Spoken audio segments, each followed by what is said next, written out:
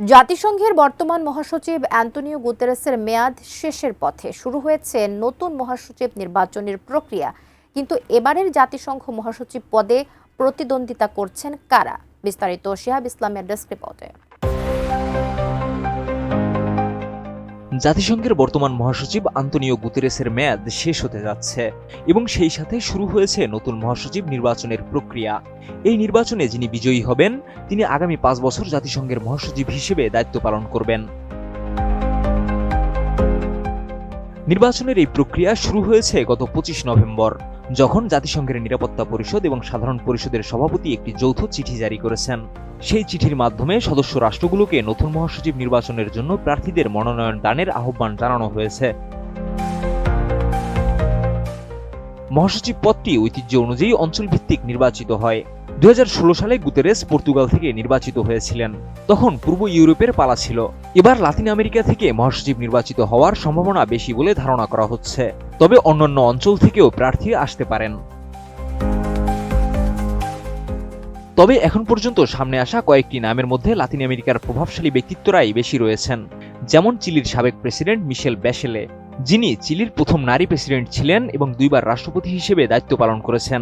এছাড়া তিনি জাতিসংঘের মানবাধিকার কমিশনার এবং নারী বিষয়ক সংস্থার নির্বাহী পরিচালক হিসেবে গুরুত্বপূর্ণ ভূমিকা পালন করেছেন।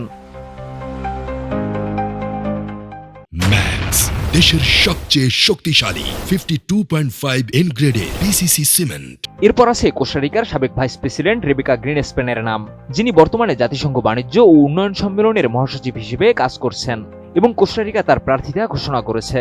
এছাড়া আরও একটি শক্তিশালী প্রার্থী হচ্ছেন রাফায়েল গ্রোসি, যিনি আন্তর্জাতিক পারমাণবিক শক্তি সংস্থার মহাপরিচালক হিসেবে কাজ করছেন। গ্রোসি ইতিমধ্যেই ঘোষণা করেছেন যে তিনি মহাসচিব পদে প্রতিদ্বন্দ্বিতা করবেন। এদিকে আরও কয়েকজন প্রার্থী নিয়ে গুঞ্জন রয়েছে, যেমন মেক্সিকোর সাবেক পররাষ্ট্রমন্ত্রী আলিসিয়া বার্সেনা, নিউজিল্যান্ডের সাবেক প্রধানমন্ত্রী জেসিন্ডা ওয়ার্ডান, গ্লোবাল সাউথের শক্তিশালী কণ্ঠস্বর হিসেবে বিবেচিত ডেভিড চেকুয়াঙ্কা, বলিভিয়ার ভাইস প্রেসিডেন্ট এবং জাতিসংঘ সাধারণ পরিষদের সাবেক সভাপতি মারিয়া ফার্নান্দো এসপিনোসা। এছাড়া ইউরোপীয় ইউনিয়নের সমর্থনপুষ্ট প্রার্থী হিসেবে আন্তর্জাতিক মুদ্রা তহবিলের ব্যবস্থাপনা পরিচালক ক্রিস্টালিনা জর্জিয়েভা এবং জাতিসংঘ সাধারণ পরিষদের সাবেক সভাপতি বুক ইয়েরেমিস প্রতিদ্বন্দ্বিতা করবেন। তবে যে নামটি সবচেয়ে বেশি আলোচনা হচ্ছে তা হল জাতিসংঘের বর্তমান deputy secretary general Amina Mohammad. African ইউনিয়নের পক্ষ থেকে তাকে মনোনয়ন দেওয়া হতে পারে। বিশেষ করে তার নেতৃত্বে টেকসই উন্নয়ন লক্ষ্যগুলোর বাস্তবায়নকে প্রশংসিত করা হয়েছে। জাতিসংঘের নির্বাচন প্রক্রিয়ায় 15 সদস্যের নিরাপত্তা পরিষদ গোপন ব্যালটের মাধ্যমে 193 সদস্য রাষ্ট্রের সাধারণ পরিষদের কাছে একজন প্রার্থীর সুপারিশ করবে। তারপরে স্ট্র পোলে ভোট গ্রহণ হবে, যেখানে প্রতিটি সদস্য রাষ্ট্র প্রার্থীদের বিষয়ে তাদের মতামত জানাবে।